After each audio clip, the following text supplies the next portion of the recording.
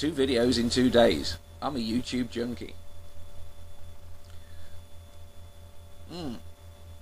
I got a video response from Pope Benedict XVI, who's a very amiable guy, very likeable, very witty.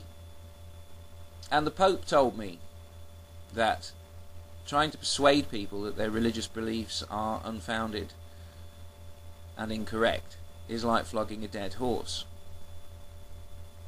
Now, I do have a problem with that statement.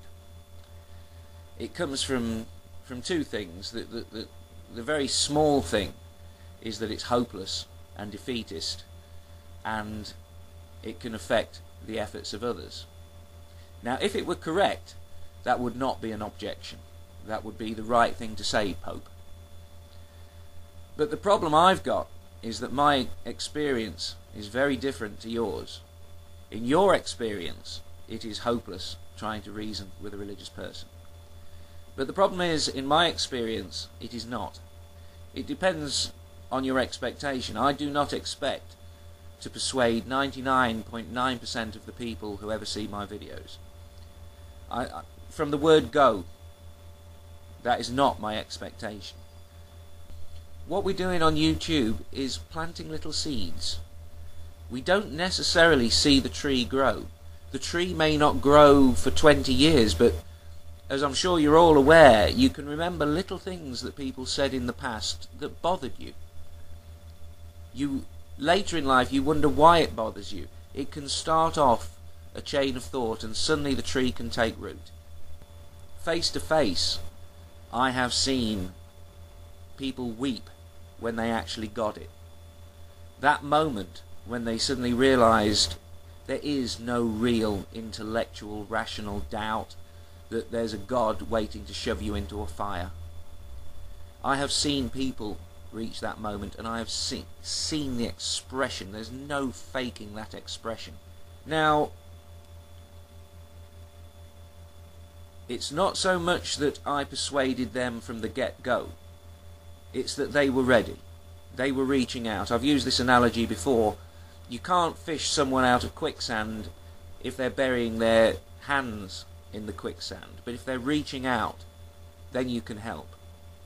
And those are the people I go for, the 0.1%. I simply do not give a flying crap about the 99.9%. Their time may come. But at the time that they're arguing with me, it's obviously not their time. It may never be their time. But in face-to-face conversations, I've had success.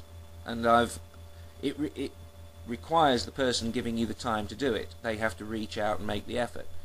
But face-to-face, if someone's actually reaching out, I think I'd be 100% successful.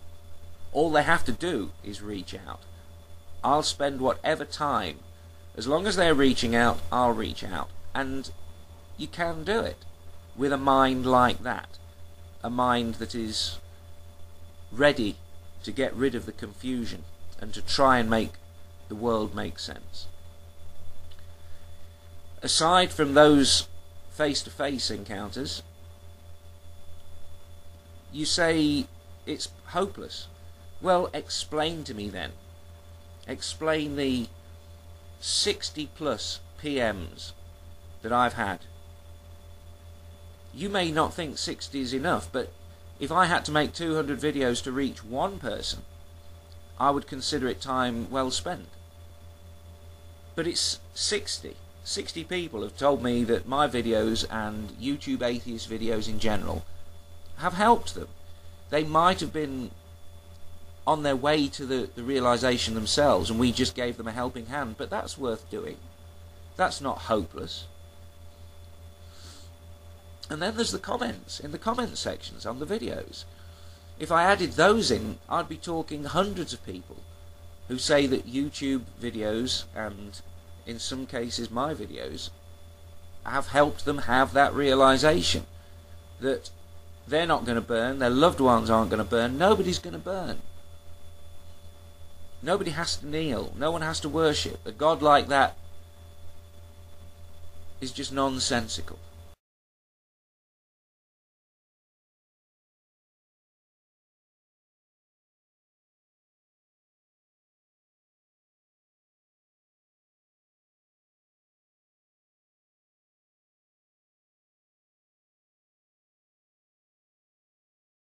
I do get annoyed, and it's not just you, Popey. A lot of people have said it's hopeless. It's not hopeless.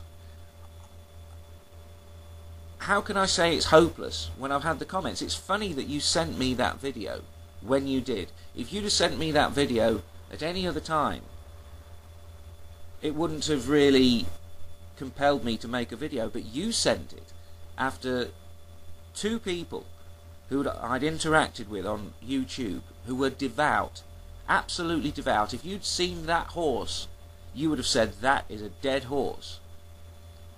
And these dead horses sprang to life and effectively won the Grand National. They fought the greatest intellectual battle that someone can fight, being in the depths of the pit of religion and finding their way out. The horse isn't dead, it's asleep. It has to stir naturally, but once it stirs you can help it wake up. It's not a case of flogging a dead horse. It's a case of people mistaking a horse that is asleep for one that's dead. You can't wake them up, they have to wake up themselves, but once they wake up, what you can do is help them stand. Don't let anyone tell you it's hopeless. There's a story I read a long time ago, I'm not sure what it was called, and it was a fantasy story. And the hero, if you like, is sentenced to death by the wicked king. And the hero says, "Give me another year of life, and I'll teach your horse to sing." And the king, being curious, says, "All right, you've got it. You've got a year to teach my horse to sing."